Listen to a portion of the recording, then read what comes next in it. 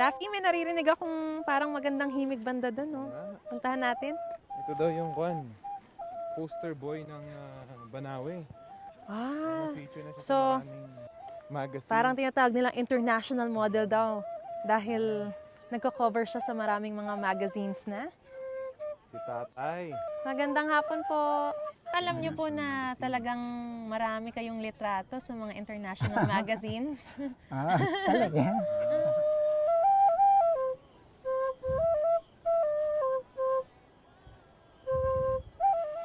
Elders, more fun in the Philippines.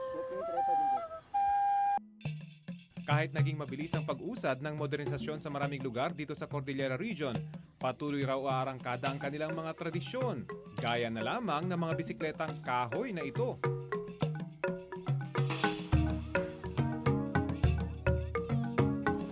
Kahit tila na pag-iwanan na raw ng mga makabagong sasakyan ang kanilang katutubong bisikleta, hindi naman daw masusukat ang naging kontribusyon nito sa pamumuhay ng mga Igorot.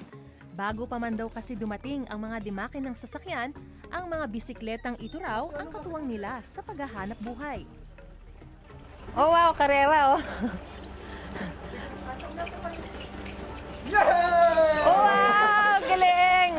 Noon, yung pag magkakahoy kami doon sa bundok, dito namin isasakay. At saka pagka susunduin namin yung mga nanay na nagkakuha ng kamote po, na sakong kamote, doon namin isasakay tapos bababa namin pauwi. Hindi po ba delikado to?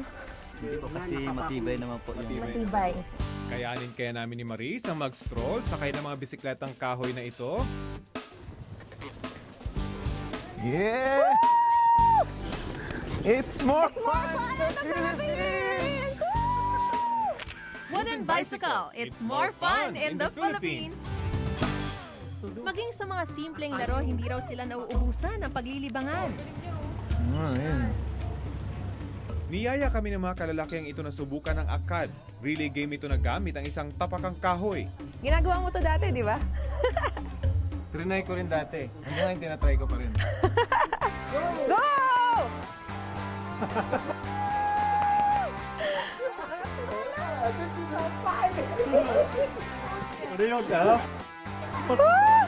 Hahataw si Kuya! Kuya, go!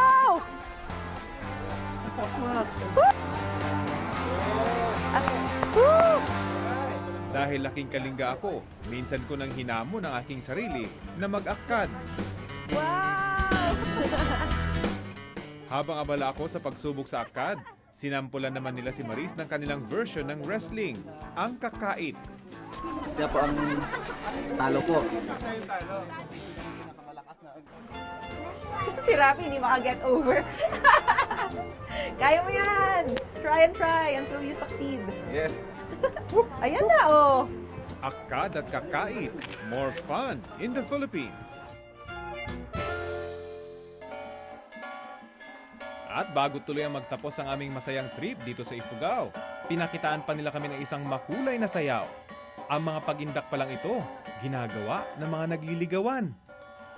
Sadyang napakaikli ng ilang araw para maranasan at masaksihan ang napakayamang kultura at tradisyon ng mga katutubong Igorot.